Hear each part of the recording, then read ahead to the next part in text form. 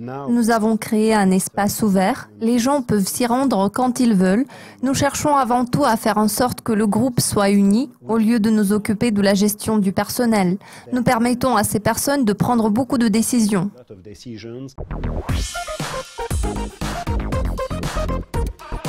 Jean-Charles, merci de nous avoir rejoints dans le studio de Dukascopy TV. C'est un plaisir de vous recevoir. Aujourd'hui, nous aborderons un sujet très intéressant. Nous parlons des différences existant entre les générations X et Y.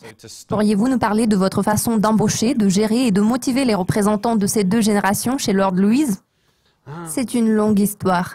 Nous avons commencé à travailler avec les représentants de la génération X il y a quelques années. À un moment donné, nous nous sommes rendus compte que nous avions besoin des personnes dotées de fortes compétences techniques. Dans ce cas concret, il fallait trouver des représentants de la génération Y.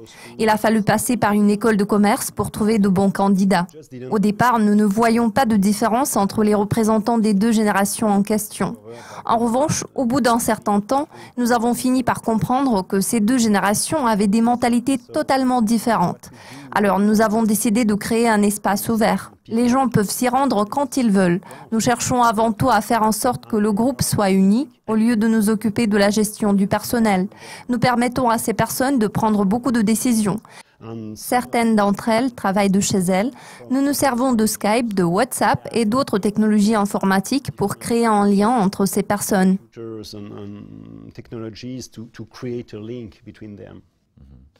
Alors, quelles sont les principales différences comportementales que vous avez remarquées ? La différence clé réside dans le fait que les représentants de la génération Y veulent comprendre pourquoi ils doivent faire telle ou telle chose. Quant aux représentants de la génération X, vous n'avez qu'à leur dire ce qu'ils doivent faire. Les personnes appartenant à cette catégorie veulent apprendre de leurs aînés. Par contre, ceux qui appartiennent à la génération Y préfèrent apprendre par eux-mêmes. Parfois, ils refusent d'écouter s'il s'agit de l'expérience des personnes de la génération X. Ils remettent en cause la vision des choses de cette génération. Parfois, il est vraiment difficile de les convaincre. En résultat, nous mettons à peu près 2 heures tous les jours pour discuter de la bonne façon de faire telle ou telle chose, de la logique derrière nos actions, ainsi que de la façon dont ils voudraient faire les choses. Fait important, une fois qu'ils comprennent qu'ils veulent faire quelque chose, ils le font de façon impeccable. L'essentiel, c'est qu'il faut consacrer beaucoup plus de temps à l'échange d'idées. Après avoir remarqué ces différences, avez-vous créé une méthode spéciale pour travailler avec la génération Y chez Lord Louise ? Oui, absolument. Par exemple, notre table de réunion est maintenant une table de ping-pong. Nous avons également une table de baby-foot. Ici, vous le connaissez peut-être sous le nom de football. Bien sûr, ce n'est pas en Disneyland, mais nous avons créé quelque chose de ce genre. Au bureau, nous voulons créer une ambiance détendue pour que les gens puissent se reposer ou par exemple faire la sieste.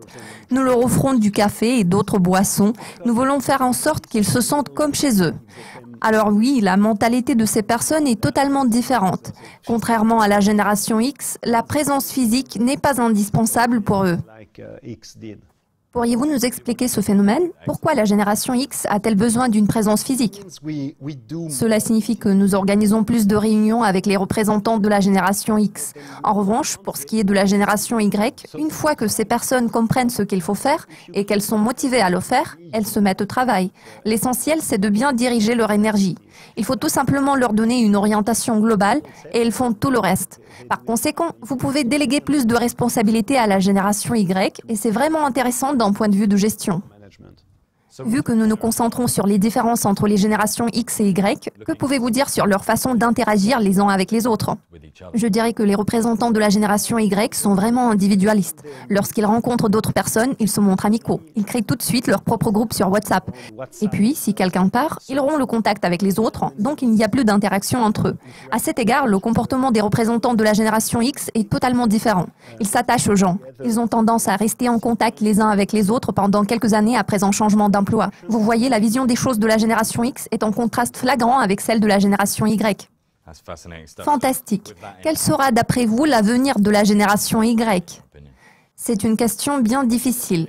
Selon les statistiques que j'ai entendues juste avant notre entretien, près de 47% de la population en France ont envie de créer leur propre entreprise.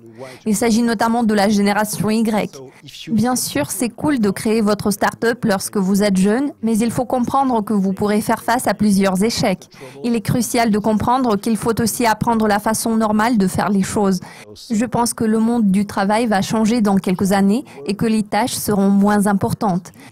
Il faudra s'adapter à ce contexte en pleine mutation. Je ne sais pas s'ils seront capables de s'adapter quand ils auront déjà leur famille, quand ils seront âgés de 40, 50 ans. Une chose est sûre, ils s'adaptent plus rapidement que la génération X.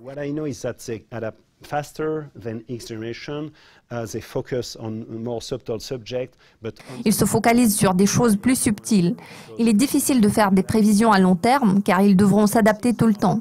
De toute façon, il est plus facile pour eux de changer de travail. En préparant cette interview, vous m'avez dit que vous aimiez voyager et vous adapter à quelque chose de nouveau. Donc, vous incarnez ce changement. Aujourd'hui, le monde change très vite avec l'évolution de la technologie. En tout état de cause, vous vous adaptez beaucoup plus facilement à des changements. Je ne m'inquiète pas pour les représentants de cette génération, mais ils devront s'adapter comme tout le monde. Jean-Charles, tous mes remerciements pour votre participation. Cela a été un plaisir de discuter avec vous. Merci de votre attention.